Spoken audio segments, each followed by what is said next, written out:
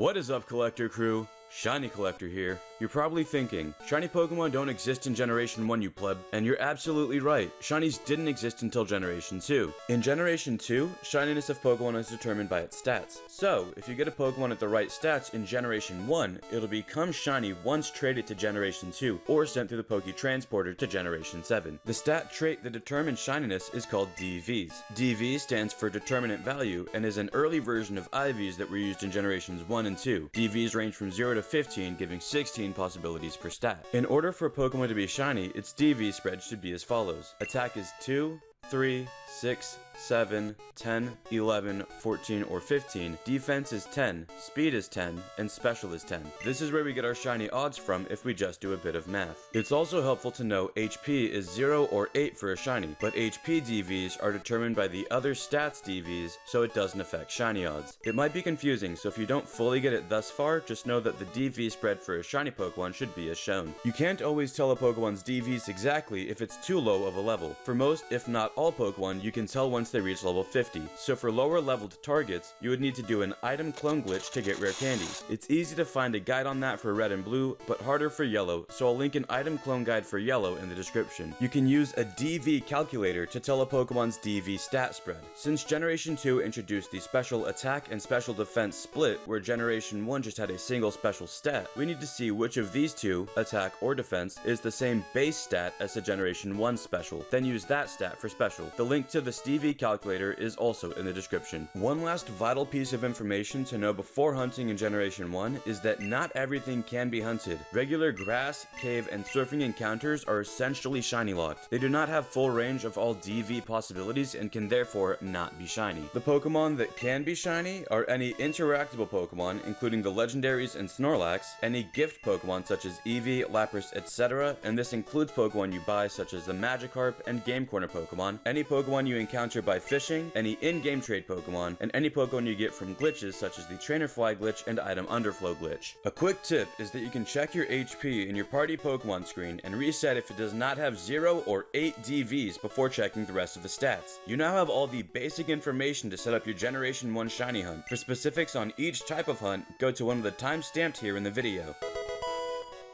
For interactable Pokemon, you'll need a Master Ball. You might want to catch it without a Master Ball, but don't be stubborn. That'll take a lot of time each reset. Legendaries are a high enough level for us to know their DVs, but for Snorlax, you'll need to do an item clone glitch for rare candies before you start the hunt. Save before battling. Battle, catch the Pokemon, and check its stats. Reset if they don't line up, and repeat this until they do. For Snorlax, once they line up at level 30, rare candy it up to level 50, and check again if they line up for the shiny DVs at level 50. Every gift Pokemon is too low of a level to tell the DVs exactly, so you'll need to do the item clone glitch for all of these. Figure out its stats that make it a shiny at the level that you get it, and again at level 50. Soft reset the Pokemon the same way you would soft reset any other gift shiny hunt, but check for stats instead of shininess. Once you have the right stats, raise it up to level 50 with rare candies and check the stats again. Do this until you get the right stats for a shiny at level 50. Fishing hunts rank among the most tedious of Generation 1 hunts. You'll need to item clone glitch both Master Balls and rare candies. Save wherever you're going to fish, but only have one Pokemon in your party. Fish for and catch 5 Pokemon with your Master Balls. Check each Pokemon's stats. Since they're wild encounters, their levels can vary, so you'll need to check their stats for whichever level they each are. If they line up with the right stats, use the rare candies to level that Pokemon up to 50 and check again. If it doesn't line up, reset to catch and check 5 more Pokemon and repeat this until the stats do line up at level 50. The in-game trade resets in Generation 1 are some of the easiest to set up and most convenient. The Pokemon you get from the trade is the same level as the Pokemon you give, so just make sure the Pokemon you're going to trade away is level 50, save before trading, and then trade. Check stats, and soft reset if they don't match the shiny stats. Repeat this until they do. For the Trainer Fly Glitch, you'll need a Master Ball, and you'll need to do the item clone glitch for rare candies. Execute the Trainer Fly Glitch. Before battling your target trainer who makes the Pokemon you want appear, let a different trainer walk up to you and battle. Destroy them.